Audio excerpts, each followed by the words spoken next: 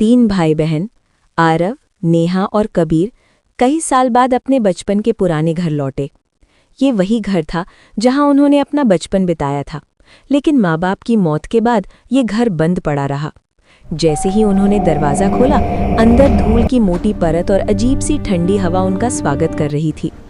घर के हर कोने में बचपन की यादें छिपी थीं, लेकिन एक चीज़ वैसी ही थी जैसी सालों पहले थी। सीढ़ियों के आखिर में बना वो बंद कमरा। बचपन में उनके माता पिता हमेशा उस कमरे के पास जाने से मना करते थे, कहते थे उस कमरे को कभी मत खोलना। नेहा ने दरवाजे को देखा और धीमी आवाज में कहा, क्या तुम्हें याद है माँ इस कमरे को हमेशा बंद रखती थी? कबीर ने हंसने की कोशिश की, लेकिन उसकी आवाज में डर साफ था। शायद कोई पुराना स्टोर रूम होगा। जैसे ही तीनों उस कमरे के पास पहुंचे, अचानक घर में अजीब सी खामोशी छा गई। तभी अंदर से एक बहुत धीमी फुसफुसाहट सुनाई दी, आरव। तीनों के कदम वहीं रुक गए। आरव ने घबराकर इधर उधर देखा। तुम लोगों ने सुना?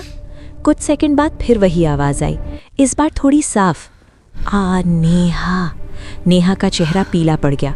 ये मेरी आवाज नहीं थी। अब तीनों दरवाजे से बस कुछ कदम दूर खड़े थे। अंदर से फिर फुसफुसाहट आई, कबीर। अब ये साफ था कि आवाज कमरे के अंदर से ही आ रही थी।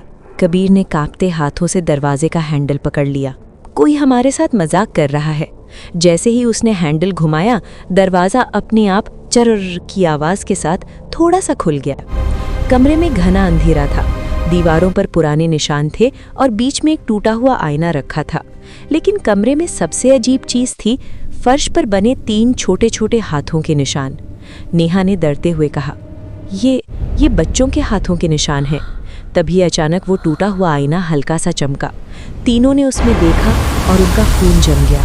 आईने में उनके पीछे 3 छोटे बच्चे खड़े थे, बिल्कुल उन्हीं की तरह दिखने वाले।